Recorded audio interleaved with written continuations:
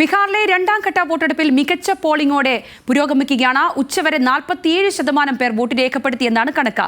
20 ജില്ലകളിലെ 112 മണ്ഡലങ്ങളിലായി 15 മന്ത്രിമാരടക്കം 1302 സ്ഥാനാർത്ഥികളാണ് ജനവിധി തേടുന്നത്. ചെങ്കോട്ട സ്ഫോടനത്തിന്റെ പശ്ചാത്തലത്തിൽ കനത്ത സുരക്ഷ ഏർപ്പെടുത്തിയിട്ടുമുണ്ട്. വിശദാംശങ്ങൾ VS സനോജ് പങ്കുവയ്ക്കും. സനോജ്, ആദ്യ ദിവസത്തെ പോളിംഗ് പോലെ തന്നെ രണ്ടാം ഘട്ടത്തിലും മികച്ച രീതിയിലുള്ള പോളിംഗ് തന്നെ രേഖപ്പെടുത്തുന്നു എന്നുള്ള സൂചനകളാണ് ബീഹാറിൽ നിന്ന് വരുന്നത്. ഏറ്റവും പുതിയ വിവരങ്ങൾ എന്താണ് സനോജ്?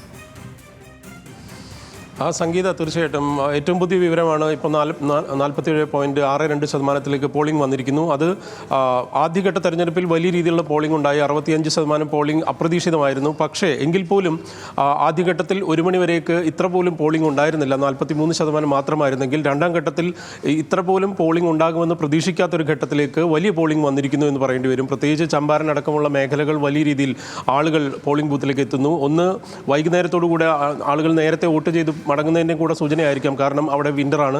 അപ്പോൾ ഏതായാലും വലിയ രീതിയിലേക്ക് പോളിംഗ് ശതമാനം വരുന്നു. ഇത് ഏത് തരത്തിലേക്ക് രാഷ്ട്രീയത്തെ അല്ലെങ്കിൽ ബീഹാറിൻ്റെ ഭാഗധേയത്തെ നിർണ്ണയിക്കും എന്നുള്ളതാണ് ആളുകൾ അല്ലെങ്കിൽ മുന്നണികൾ നോക്കിക്കാണുന്ന ഒരു പ്രധാനപ്പെട്ട കാര്യം. നേപ്പാൾ, UP, ജാർഖണ്ഡ് അടക്കമുള്ള അതിർത്തി മേഖലകൾ അടക്കം വരുന്നതാണ് ഇത്തവണത്തെ രണ്ടാം ഘട്ട തെരഞ്ഞെടുപ്പ്. ഏതായാലും 1303 സ്ഥാനാർത്ഥികൾ മത്സരിക്കുന്നു. അതിൽ 136ഓളം വനിതാ സ്ഥാനാർത്ഥികളുണ്ട്. ഒപ്പം കിഷൻഗഞ്ച് അടക്കം അല്ലെങ്കിൽ സീമാഞ്ചലിലെ ഏറ്റവും പ്രധാനപ്പെട്ട മേഖലകളിൽ മുസ്ലിം വോട്ടർമാർ ധാരാളമുള്ള മേഖലകൾ കൂടിയാണ്.